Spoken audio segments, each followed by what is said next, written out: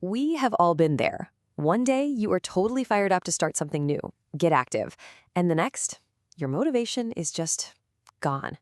You're ready to take on the world, and then suddenly, you'd rather be doing pretty much anything else. So, how do we fix that roller coaster of motivation? Let's get into it. So does this sound familiar? You decide you're going to join the soccer team, or maybe you start running. The first couple of days are awesome, right? You've got the cool new gear, you're feeling a ton of energy. But then, a week later, suddenly hitting that snooze button or just scrolling on your phone feels way, way better. That initial spark just kind of fizzles out. Hey, first things first, don't even feel bad about that. It is completely 100% normal. Life gets crazy with school, homework, friends, all that stuff. So it's only natural for that initial motivation to take a nosedive. You are definitely not the only one. But what if I told you there's a secret to beating that motivation meltdown? Turns out there are two super simple but really powerful tools you can use to keep going. Yeah, even on those days where you feel like you've got nothing left.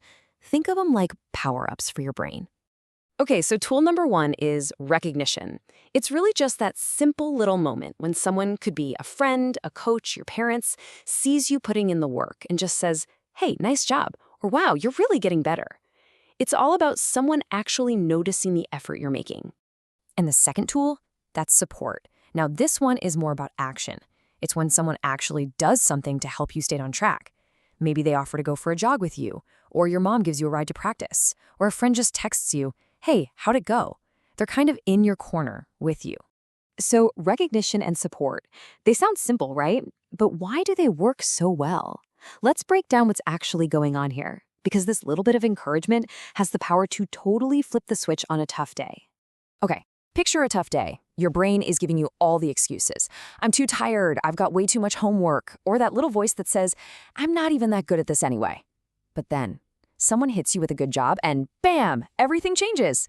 Suddenly, you feel good. It makes it easier to push past all that doubt, and here's the most important part, you still show up. That tiny boost can literally be the difference between quitting and continuing. Because let's be real, that's what it all comes down to, right? Doing things is just way more fun when you feel like you have people in your corner cheering you on. When you feel seen and like you're part of something, you actually want to go back and do it again. And support? It's also the secret sauce for building an actual routine. See, it's one thing to tell yourself you're going to do something.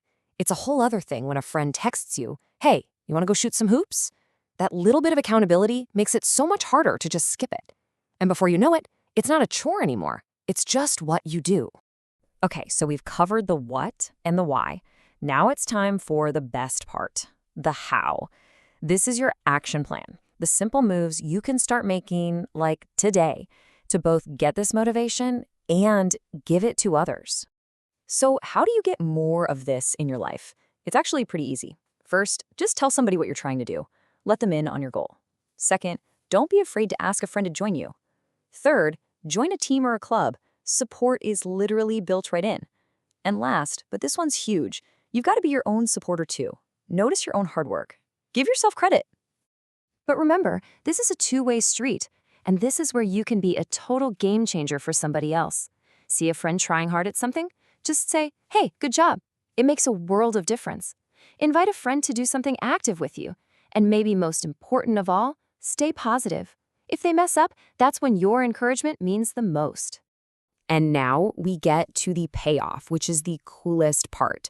This whole thing isn't just about you. When you start getting and giving support, you kickstart this amazing chain reaction, this upward spiral where everyone around you starts feeling more motivated too. So the bottom line is this: sticking with anything is just way easier when you're not going it alone. When people see you trying and give you a little help, it's like fuel for your motivation, and you have that exact same power to be that fuel for somebody else. So I want you to take a second and actually think about this right now. Who are the people in your life that cheer you on? Is it your parents, a coach, your best friend? Who's on your team? And now let's get a little more specific. What kind of support actually works for you? Is it a high five after a good play? Is it when someone invites you to join in? Or maybe it's just them listening when you've had a tough practice.